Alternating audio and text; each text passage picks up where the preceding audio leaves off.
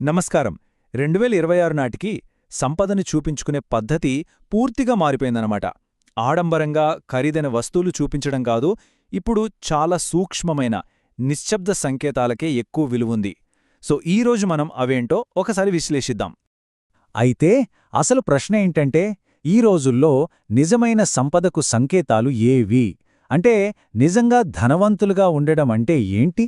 ఖరీదైన కార్లు, పెద్ద పెద్ద బంగ్లాలు, వీటన్నిటిని మించిన సంకేతాలు ఇంకేమైనా ఉన్నాయా? రండి ఒకసారి లోతుగా చూద్దాం. సరే, ముందుగా ఒక నంబర్తో స్టార్ట్ చేద్దాం. చార్లెస్ క్వాబ్ వాళ్ల సర్వే ప్రకారం 2026లో అమెరికాలో ధనవంతులు అనేవర్నంటారంటే కనీసం $2.3 మిలియన్ నికర ఆస్తి ఉన్నవాళ్లని. సరే, ఇది మన చర్చకొక బేస్లైన్ అనుకుందాం. కానీ అసలు కథ ఇక్కడితో అయిపోలేదు. ఈ నంబరుకి అవతలుంది. అంటే ఈ డబ్బుతో పాటు వాళ్ల ప్రవర్తన, జీవనశైలికి సంబంధించిన ఒక 15 సూచికలు ఉన్నాయట. అవే ఇప్పుడు అసలైన సంపదకు నిజమైన సంకేతాలుగా మారాయన్నమాట. మొదటిది చాలా ప్రాథమికమైన అంశాల గురించి, అదేంటంటే పునాది. ఆరోగ్యం, అలాగే కుటుంబం. ఆధునిక సంపద మన జీవితంలో ఈ రెండింటినీ, ఈ పునాదుల్ని ఎంత బలంగా కాపాడుతుందో చూద్దాం.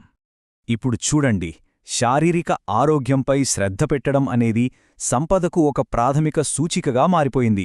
అంటే చూట్టానికి దృఢంగా, ఆరోగ్యంగా, బాగా రెస్ట్ తీసుకున్నట్టు కనిపించడం. అలాగే వాళ్ల చర్మం చాలా నాణ్యంగా ఉండటం. ఇక అధునాతన లాంజివిటీ ప్రోటోకాల్స్ అంటే GLP-1ల లాంటివి వాడటం, ఇవన్నీ సంపన్నుల లక్షణాలయ్యాయి. ఈ GLP-1లు బరువు తగ్గడానికి, ఆయుష్షు పెంచుకోడానికి వాడే మందులన్నమాట. ఇక ప్లాస్టిక్ సర్జరీ అయితే చెప్పక్కర్లేదు, అది కూడా చాలా కామన్ అయిపోయింది. ఇక్కడొక చాలా ఆసక్తికరమైన మార్పు గమనించొచ్చు. అదేంటంటే తల్లిదండ్రులలో ఒకరు, ముఖ్యంగా తల్లి, ఉద్యోగం చేయకుండా ఇంటి బాధ్యతలు చూసుకోవడం. ఇది ఇప్పుడు ఆర్థిక స్థిరత్వానికి ఒక పెద్ద సంకేతంగా మారింది. అంటే ఇద్దరూ సంపాదించాలనే ఆలోచనకు భిన్నంగా వాళ్ల సమయాన్ని, పిల్లల పెంపకాన్ని పూర్తిగా తమ కంట్రోల్లో ఉంచుకోవడానికి తీసుకుంటున్న ఒక నిర్ణయమిది. ఇది నిజంగా ఆశ్చర్యపరిచే మార్పు. ఒకప్పుడు ఎలా ఉండేదంటే, మధ్యతరగతి వాళ్లతో పోలిస్తే ధనవంతులకు పిల్లలు తక్కువగా ఉండేవారు.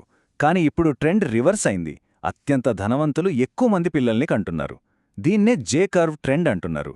దీని ప్రకారం పెద్ద కుటుంబం అనేది ఒక లగ్జరీ సిగ్నల్గా మారిందన్నమాట. సరే, ఇక తర్వాతి ఆస్తులు ఏంటంటే సమయం మరియు స్వేచ్ఛ. ఇవి చాలా ముఖ్యమైనవి. డబ్బుని ఉపయోగించి తమ సమయంపైన, తాముండే ప్రదేశంపైన కంట్రోల్ని ఎలా సంపాదిస్తారో ఇప్పుడు చూద్దాం. చూడండి, ఎక్కువ జీతం సంపాదించడానికి నిజమైన సంపదకు మధ్య ఒక స్పష్టమైన తేడా ఉంది.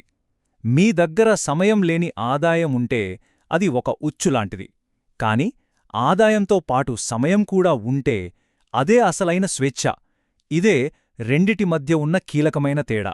ఈ కొటేషన్ ఈ విషయాన్ని చాలా స్పష్టంగా చెప్తుంది.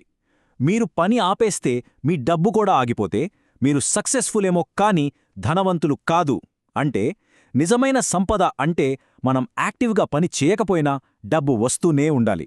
అదే సక్సెస్కి, వెల్త్కి మధ్య ఉన్న అస్సలు తేడా.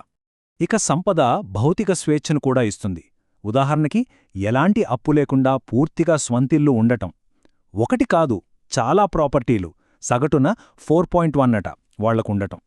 అనుకున్న వెంటనే ప్రపంచంలో ఎక్కడికైనా వెళ్లగలగటం. ఇంకా చెప్పాలంటే ఒకటి కంటే ఎక్కువ పాస్పోర్ట్లు ఉండటం. ఇవన్నీ వాళ్లకు తాము ఎక్కడ ఉండాలి అనే దానిపై పూర్తి కంట్రోలుందని చూపిస్తాయి. ఈ నంబర్ చూడండి ఒకసారి, 3.88 మిలియన్లు. 2025లో ప్రపంచవ్యాప్తంగా జరిగిన ప్రైవేట్ జెట్ ఫ్లైట్ సంఖ్య ఇది. ఇది ఒక కొత్త ఆల్ టైమ్ రికార్డ్.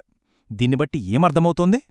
ప్రైవసీ, అలాగే ఎక్కడికైనా స్వేచ్ఛగా వెళ్లగలగడం అనేవి ఇప్పుడు అల్టిమేట్ స్టేటస్ సింబల్స్గా మారుతున్నాయి. సరే, ఇప్పటిదాకా మనం చూసినవి బయట కనిపించేవి. ఇప్పుడు సంపదను కాపాడుతూ దాన్ని పెంచే ఇంజిన్ గురించి మాట్లాడుకుందాం. అంటే తెర వెనుక ఉండే వాళ్ల ఫినాన్షియల్ సిస్టమ్స్ అన్నమాట. ఇవి అంతగా బయట కనిపించవు, కాని చాలా చాలా ముఖ్యమైనవి. కేవలం ఎక్కువ సంపాదించేవాళ్లకి, నిజంగా ధనవంతులకి మధ్య అసలు తేడా వాళ్ల ఫినాన్షియల్ మేనేజ్మెంట్లో ఉంటుంది. వాళ్లకొక ఫ్యామిలీ ఆఫీస్ అని ఉంటుంది. అంటే వాళ్ల ఆస్తులన్నింటినీ మేనేజ్ చేయడానికి ఒక ప్రైవేట్ సంస్థ అన్నమాట. దానితో పాటు వాళ్లు పూర్తిగా అప్పులు లేకుండా ఉంటారు. వాళ్లకొచ్చే ఆదాయం ఆటోమేటెడ్గా ఉంటుంది. ఇంకా పెద్ద పెద్ద సంస్థలు మాత్రమే చేయగలిగే ఇన్వెస్ట్మెంట్స్లో కూడా వాళ్లు పాల్గొనగలరు. ఇవన్నీ వాళ్ల ఆర్థిక మౌలిక సదుపాయాలు. ఇదిగోండి ఈ నెంబర్ చూడండి, 524%. 2016 నుంచి ఫ్యామిలీ ఆఫీసులు ప్రైవేట్ ఆస్తుల్లో చేసే ఇన్వెస్ట్మెంట్లు ఇంత భారీగా పెరిగాయన్నమాట. దీన్ని బట్టి అర్థం చేసుకోవచ్చు ఈ సొఫిస్టికేటెడ్ వెల్త్ మేనేజ్మెంట్ ఎంత వేగంగా పెరుగుతుందో. మరి వాళ్ళు సంపదను ఎలా పెంచుకుంటారంటే వాళ్ళు ఫాలో అయ్యే ప్రాసెస్ ఇది. ముందుగా బిజినెస్లను కొంటారు. ఆ తర్వాత ఆ బిజినెస్లను వేరే వాళ్ళు నడిపేలా చూస్తారు. దానినుంచి వచ్చే క్యాష్ ఫ్లోని అంటే లాభాలని మళ్లీ కొత్త ఆస్తుల్లో పెట్టుబడి పెడతారు. ఇలా వాళ్ళు నిశ్శబ్దంగా ఇంకా ఇంకా ధనవంతులవుతూనే ఉంటారు. ఓకే, ఇక చివరిగా మైండ్ సెట్ అంటే సమృద్ధి యొక్క మనస్తత్వం. ఇంత సంపదతో పాటు వాళ్లలో ఎలాంటి మానసిక మార్పులు వస్తాయో వాటి సంకేతాలేంటో ఇప్పుడు చూద్దాం. వాళ్ల ప్రవర్తనే ఒక పెద్ద సంకేతం. ఎలాంటి తొందరపాటు లేకుండా ఉండటం, చాలా ప్రశాంతంగా నిదానంగా కనిపించటం, నెమ్మదిగా స్పష్టంగా మాట్లాడటం, ఇవన్నీ వాళ్ల దగ్గర బోలెడంత సమయం, డబ్బు, భద్రత ఉన్నాయని చూపిస్తాయి. అంతేకాదు వాళ్లు భవిష్యత్తు గురించి చాలా ఆశాజనకంగా ఉంటారు. వాళ్ల ఆందోళనలు కూడా పూటగడవడం గురించి కాదు, పెద్ద పెద్ద వ్యూహాత్మక విషయాల గురించుంటాయి. ఈ కోట్ చాలా పవర్ఫుల్. దీర్ఘకాలిక నిరాశావాదమనేది మధ్యతరగతి వాళ్లు చెల్లించే ఒక లగ్జరీ ట్యాక్స్. అంటే అర్థమేంటంటే ఆశావాదమనేది ఓనర్షిప్తో వస్తుంది. ఆర్థిక వ్యవస్థలో వాటా ఉండి లాభాలు పొందుతున్నవాళ్లు భవిష్యత్తు గురించి పాజిటివ్గా ఉంటారు. ఇక మానసిక సంపదకు అసలైన పరీక్షేంటో తెలుసా? మీ సమస్యల్ని ఇంకెవ్వరితోనూ మార్చుకోడానికి మీరు ఇష్టపడరు. అంటే మీకున్నవి పెద్ద పెద్ద వ్యూహాత్మిక సమస్యలు, కాని వేరే వాళ్లకున్నవి బతుకు పోరాటానికి సంబంధించిన సమస్యలు. మీ సమస్యలే బెటర్ అని మీరనుకున్నప్పుడు మీరు నిజమైన మానసిక సంపదను చేరుకున్నట్టే. సో మొత్తంగా మనం అర్థం చేసుకోవాల్సిన కీలకమైన పాయింట్ ఏంటంటే సంపదకు సంకేతాలు మారిపోయాయి. ఒకప్పుడు ఏమి కొన్నారు అనేదానిపై ఉండేది, కాని ఇప్పుడు ఎంత కంట్రోల్ ఉంది అనేదానికి షిఫ్ట్ అయింది. కంట్రోల్ దేనిమీద? ఆరోగ్యం, సమయం, స్వేచ్ఛ, వీటిమీద. మనం ఇప్పటిదాకా చర్చించుకున్న ముఖ్యమైన అంశాలు ఇవే. 1. సంపద అంటే ఇప్పుడు ఆరోగ్యం, కుటుంబం, సమయం, ఇంకా స్వేచ్ఛపై ఉన్న కంట్రోల్. 2. దీని వెనక ఒక సొఫిస్టికేటెడ్ ఫైనాన్షియల్ ఇంజిన్ నిశ్శబ్దంగా పనిచేస్తూ ఉంటుంది. 3. నిజమైన సమృద్ధి అనేది వాళ్ల ప్రశాంతమైన, ఆశావాద మనస్తత్వంలో కనిపిస్తుంది. దీనివల్ల సమాజంలో ఒక పెద్ద గ్యాప్ వస్తోంది. ఎందుకంటే ధనవంతులు ఆశాజనకంగా ఉన్నారు. కారణం వాళ్లు లాభాల్లో వాటాదారులు. కాని ఈ ఆర్థిక వ్యవస్థలో బయట ఉండిపోయిన వాళ్లు మాత్రం జీవితం ఇంకా ఇంకా కష్టంగా మారుతోందని ఫీలవుతున్నారు. ఇది పెరుగుతున్న ఒక పెద్ద అంతరం. మరి ఈ మొత్తం విశ్లేషణను ఒకే ఒక్క ప్రశ్నతో ముగిద్దాం. మనం చూస్తున్న ఈ కొత్త నిశ్శబ్ద సంకేతాలు అనేవి సక్సెస్ అవడానికి కొత్త రూల్సా?